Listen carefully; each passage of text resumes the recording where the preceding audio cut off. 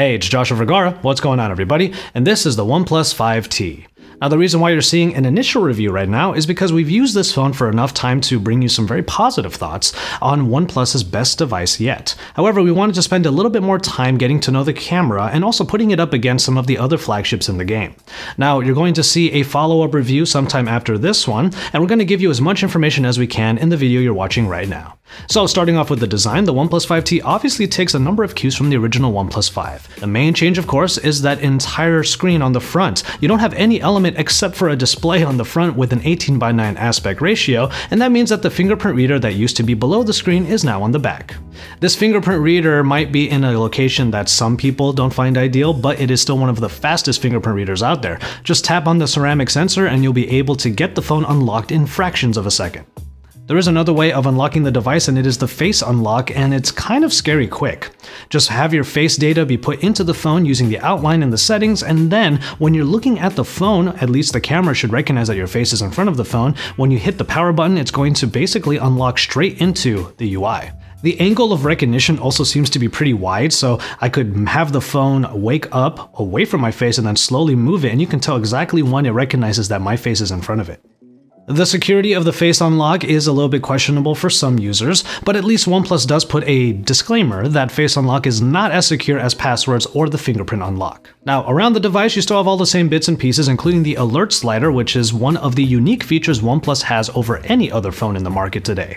The Amoled Display is doing a great job so far, and having so much of it on the front has been an absolute joy.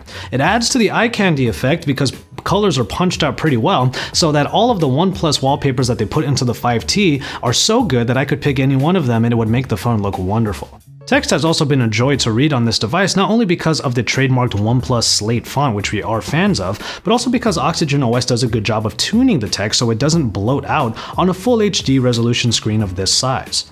If there is one thing I wish OnePlus did with this AMOLED display, it's make the ambient display be an always-on display. The way that Oxygen shows its ambient display is one of the more attractive ones out there, and I wish it was available at all times.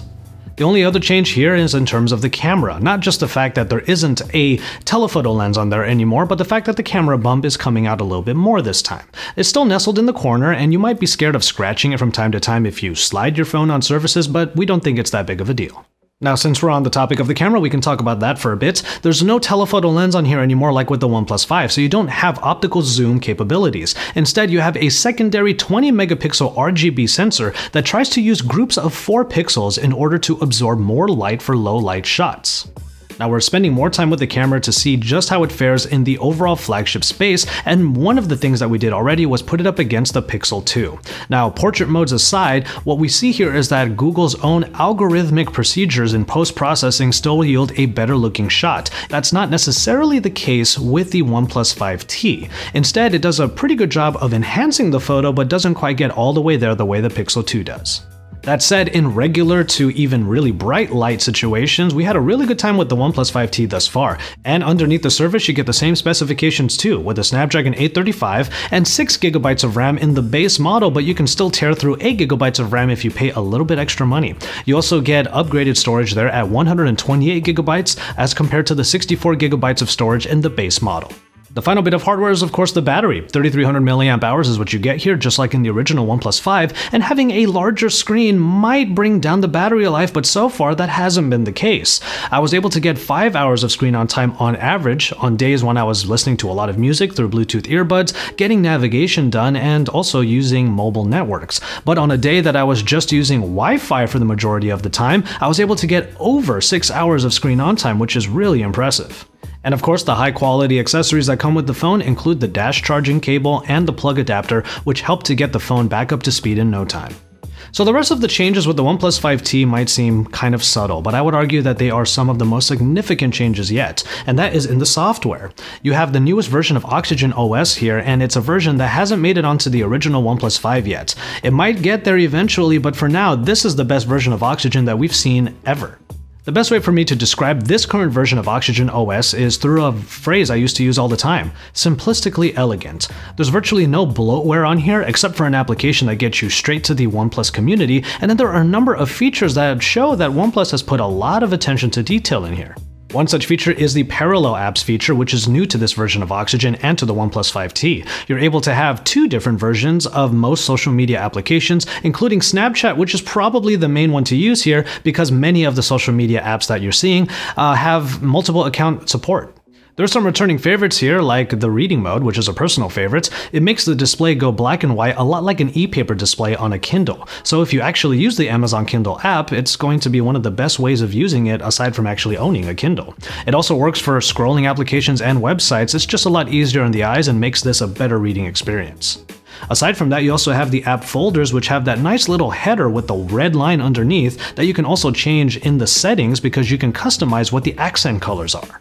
And it comes all the way down to even OnePlus's own trademarked slate font. It doesn't look that much better than Roboto, but what I did notice is that it utilizes the space even better. And also, fun fact, not only does it look good, it makes Android Auto look good as well because it actually shows when I plug it into my GTI.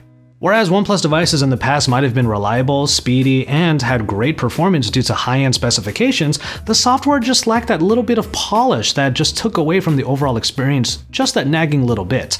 This time around though, the Oxygen OS on the OnePlus 5T is just one of the best looking ones, and it does have that level of polish, and it just makes this software a joy to use. And so there you have it, the OnePlus 5T in our initial review here. Now, we tried to give you a lot of information as to the experience of using the OnePlus 5T, and if you can't tell by now, we have very positive feelings about it. The battery life is really great, and the Amoled display, despite being full HD resolution, does a great job of providing a high-end experience nonetheless.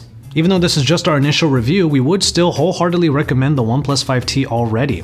The camera is already performing pretty well, and the main thing we want to highlight is that it's $499 for what feels like a phone that should cost even more than that. Now that's not necessarily something that we've been able to say about OnePlus for a while. It doesn't really hit the $349 price point of the high-end OnePlus One from back in the day, but then again, very few phones do that these days anyway. This is the closest that we're going to get to an affordable flagship that does a great job of keeping up with the pack. At the very least, it's a healthy and very welcome addition to the OnePlus family, and the 5T might actually make OnePlus 5 owners rethink their purchase. You might be a little bit miffed that you didn't wait out for this one, but at least it's here now, and you might strongly consider upgrading. As always, thank you guys very much for watching, and we hope you enjoyed this initial review of the OnePlus 5T. Now we're going to be spending a little bit more time with the camera, and you'll be seeing other videos and other pieces of content on AndroidAuthority.com regarding the camera, especially in comparison to phones like the Pixel and the Note 8. So you can stay tuned to Android Authority for that and even more, because we are your source for all things Android.